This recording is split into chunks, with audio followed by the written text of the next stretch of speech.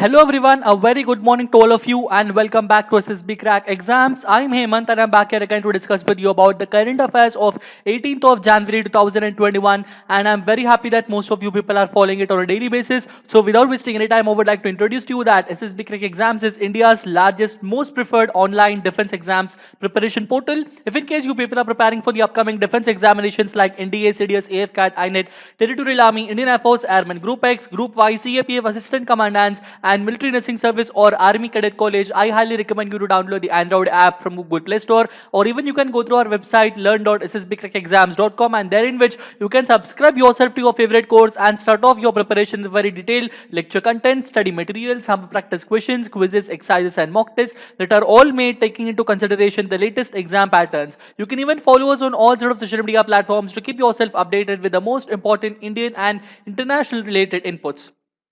Beginning with the question of the day that I've asked on 16th of January 2021, that is on Saturday.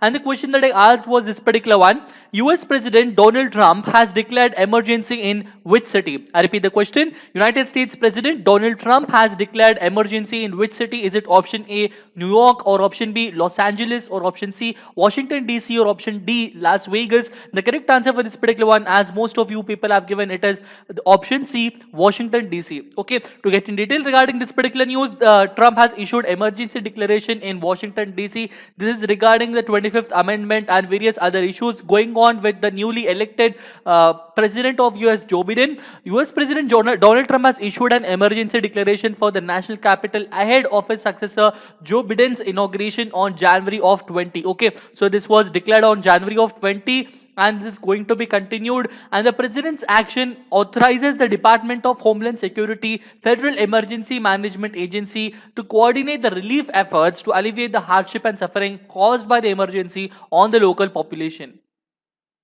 Going through with the first and foremost important update that we need to learn is regarding Reserve Bank of India releasing the Financial Stability Report for December 2020. Financial Stability Report is that report which is released by RBI monthly basis to completely cover up the details regarding the progress of our country, regarding the stability in the finance of our country. So this is the 22nd issue of the Financial Stability Report of this RBI, and according to this particular report, the gross non-performing assets might increase to 13.5% by September 2021 under the baseline scenario. I will tell you about what are actually the gross non-performing assets and what are actually the non-performing assets. So RBI Financial Stability Report is released by the Financial Stability and Development Council. Okay, it is released by whom? It is released by the Financial Stability and Development Council. Going through what are actually the non-performing assets, sir. Non-performing assets are those, the name itself says, that means these are some assets that are non-performing. That means what? They do not perform anything regarding the bank terminologies. So what are these assets? These are the loans of the bank. So whenever you take a loan from the bank, that particular one is said to be a kind of, and when you pay that particular bank some amount of interest and principal and all. So what happens? The bank runs. So it is a sort of asset for the banks to provide the loans and all. So if in case you take a loan from the bank and if you fail to provide the repay that interest or the particular principal regarding this particular important loan, then those loans are said to be the bad loans, and those people are said to be not regulating the rules that are conditioned under the bank's policies. So these are the bad loans which have not been serviced or failed to regenerate the income for around one term or around 90 days. So there are two cases. In one case, if in case the people have not given the amount of money or interest, then also that particular one will become a non-performing asset. And also what happens is whenever the bank has some amount of money and it is trying to give the loans to some particular people, and if people are not at all interested in taking the loans, then also that particular amount will become a non-performing asset. So generally, what is a non-performing asset, sir? These assets will occur if the borrower fails to pay the interest or the principal amount of the loan for more than 90 days. Okay, for more than 90 days, this is a general count what people are following as of now. This can differ depending upon the type of the non-performing asset it is, and the loan amount is also considered as the assets of the bank, and if the borrower stops paying its EMIs, bank will start losing its money. Okay, to get in detail regarding the classification of the non-performing assets, they are around three types, sir, which include substandard non-performing assets, doubtful non-performing assets, and the loss assets. What are substandard assets, sir? These are those assets that are pending for around less than or equal to 18 months. Okay, so if these are those assets that are pending for less than or equal to 18 months, then there are called as the substandard assets. And if there are more than 18 months, then they are known as the doubtful assets. That means what is the meaning of doubtful is if it is more than 18 months, then it is very clear that the borrower is not at all interested to look after the bank, and there are very serious issues regarding the borrower and the bank details. So these assets, they are doubtful assets, and they will be taken care of in a very detailed manner, and vigilance and security departments will be behind these doubtful assets people. Then comes the loss assets, that means are completely lost. Okay, so these are marked as lost by the banks but have not been completely written off yet. Okay, completely they have not waived off, but they are marked as lost assets. So what is a gross non-performing assets, sir? GNPS. It is simply the sum of the loans which have been identified by the NPA. Okay. So whatever non-performing assets are there, if you add up of all the complete non-performing assets, then that number, that amount of money is known as what? It is known as the gross non-performing assets, sir. So as far as the recently released December 2020's financial stability report, what does it say, sir? It says that whatever these non-performing assets are there, so these non-performing assets might increase by 13.5%, sir. Okay. So that is it regarding this most important update. Going through with the next update is regarding the recently Indian-made design software for the mechanical, civil, and aeronautical and various other related field students. This software is known as the Collab CAD software. The full form of CAD is computer aided design. Okay, so in this particular software, what people will do is people will design 3D models of different kinds of parts of whatever machinery they are trying to look after. They will do the machine learning, and then they will do the stress analysis, temperature analysis, variation analysis, strain analysis, whatever sort of things are there. It will be the computational fluid dynamics, computational aerial dynamics. All the important studies will be done in the computer aided mode. So there are few softwares that are already there, and they are made by the foreign countries. There is also a French software known as CATIA, and then there is also another software known as ANSYS, and these are all some sort of, there is also another software known as ProE, also known as a Pro Engineering. These are all engineering softwares. Okay, so those mechanical, aeronautical, civil engineering students, they people are very clear about this softwares. They are actually acquainted about these softwares. So people, they have to learn these software so that they are able to design. So in the changing scenarios, being an engineer is not just bookish knowledge. It is also important for you to implement this knowledge and create some sort of substructures, and this will be possible by using this software. So all of these softwares that were there before, they are all made by the foreign countries, and those softwares, to buy those software is very, very costly. Okay, like CATIA software, it might cost at different places around 30 to 35,000 for one particular year.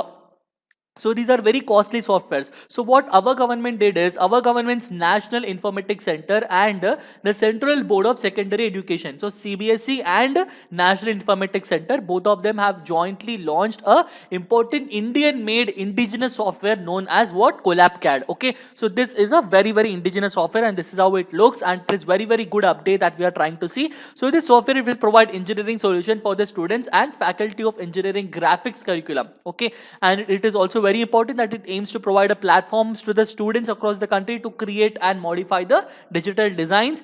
And how does it run? It will run on the Zone Linux and the OS platform. And this software Collab CAD is also available in both standalone and client server mode. That is it regarding this particular update. Going through with the next one is regarding the Arjun Munda, who's actually the Union Minister for the Tribal Affairs. Tribal Affairs Minister Arjun Munda has received the Scotch Challenger Award, sir. And why did he receive this particular one? He received it in a virtual mode, and it is conferred for his e-governance and IT-led initiatives and other transformation initiatives leading to outcome-based performance improvement. Okay, so he was responsible in creating and maintaining the infrastructure and information technology-based, computer-based technologies even in the tribal areas. And it is the ministry has also digitalized all the processes leading to the paperless office. Okay, that means the meaning is what? The complete tribal affairs ministry is completely a paperless office now. Everything will be going through an online mode. So monitoring data is driven, communication to states is online report system, and is analytics based, and a performance dashboard is also there, and it is updated on a real-time basis. So for creating all of these good things, he is awarded the Scotch Challenger Award. The next update that we need to see is regarding on 15th of January 2021, we have celebrated the 146th Foundation Day of the India Meteorological Department. So this is very, very good update, and India Meteorological Department has been working since 1875, and since then it has been a very, very significant role playing in protecting the lives and livelihoods from the adverse effects of the extreme weather events, and it is providing proper updates regarding weather and all. About 12 observatories in the country have been recognized so far as centennial stations, and it will also provide valuable support to the disaster managers. And the motto of India Meteorological Department is Adityat Jayate Vrishtihi. Remember this particular one, Adityat Jayate Vrishtihi. Going through with the next update is regarding Tamil Nadu becoming the 11th state to complete the One Nation, One Ration Card system reform. This is a very, very good update. I will tell you very detail about what is actually One Nation, One Ration Card. So there are around 10 other states that have actually been successful regarding this particular one, and those states include Andhra Pradesh, Goa, Gujarat, Haryana, Karnataka, Kerala, Madhya Pradesh, Telangana, Tripura and Uttar Pradesh. All of these are already following through One Nation, One Ration Card system. They have already completed this particular reform, and Tamil Nadu has become the 11th state to complete this particular reform, and this is stipulated by the Department of Expenditure by the Ministry of Finance, not by the Ministry of Agriculture or Ministry of Home Affairs or Ministry of Education and all. It is completed by the Ministry of Finance. Okay, so ration card is being given by the Ministry of Finance. What is actually the One Nation, One Ration Card scheme, sir? So under this particular scheme, beneficiaries from one state can get their share of rations in other states. Okay, so if I want to buy the ration good and the ration let it be food grains or let it be rice or millets or paddy or whatever, if I want to buy something, I will have a ration card depending upon the income that I generate. So if I previously what the situation was, if I get a ration card of Andhra Pradesh, then I have to use that ration card in Andhra Pradesh itself. I cannot use that ration card in another state like Telangana or Bihar or Uttar Pradesh or Jharkhand or all. But now we have got one particular ration card, and having this one single national ration card, I can get my ration at any particular place in all over our country. Okay, so this ration card is originally issued, and after this scheme gets completely implemented across all the country, like as of now 11 states have only implemented regarding this particular One Nation, One Ration Card, and other states have not yet started. So once this get completely implemented, what will happen is any PDS recipient can use their ration cards at any PDS shop across the country. Okay, and what it all will happen, sir, if I have one single ration card, will provide universal access to the PDS food grains for the migrant workers. That means what, if in case I'm a person who are working in Bihar and my home is in some sort of Jharkhand, then I can get my ration in Bihar and Jharkhand in both the places. Wherever I am, I can happily get my ration and I can continue my livelihood.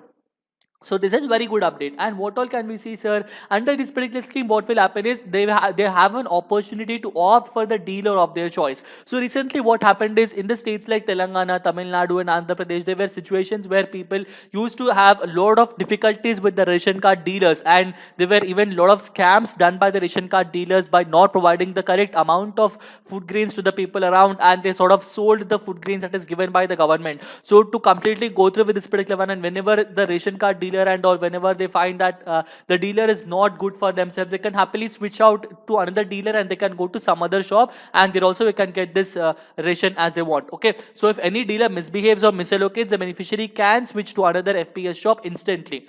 And ONORC, it will also be particularly beneficial for women and other disadvantaged groups as seen. And this particular scheme will also help achieve the target set under the Sustainable Development Goal number 2, ending hunger by 2030. Okay, so all of these are very, very good updates as of now we people are going through. So wherever I am underlining, wherever I'm putting a box, so please remember that you need to note down all of those boxes because they are very, very important in the upcoming examinations point of view.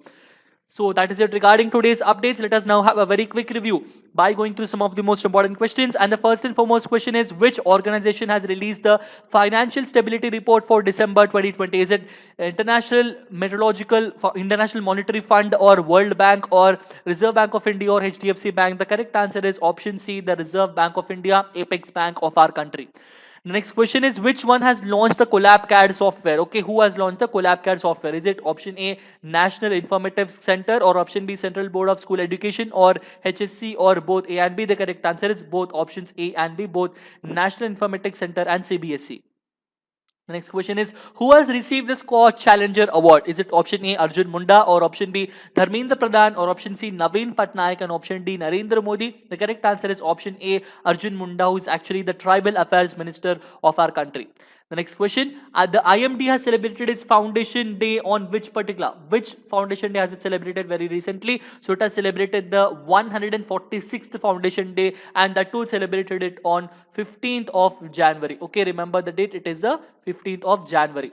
Going through with the next one is regarding which state has become 11th state to complete the One Nation, One Ration Card system reform. It is option A, Tamil Nadu. Tamil Nadu has become the 11th state to complete the One Nation, One Ration Card system reform. Let us now have a question of the day, and the question of the day that I want to give it to you for today is this particular one. Which nation's military contingent will take part in the India's Republic Day Parade 2021? Okay, I repeat the question. On 26th of January, we have our Republic Day coming down in very soon. So on that particular Republic Day, which nation's military contingent is going to take part? Is it option A, Bangladesh, or option B, United States of America, or option C, Nepal, or option D, Japan? The answer for this and the explanation for it I will be giving you in the next session. Until then, stay tuned to SSB Crack Exams, subscribe to this channel, download the Android app from Google Play Store. Always stay safe, stay healthy, keep smiling, be confident. Jai Hind.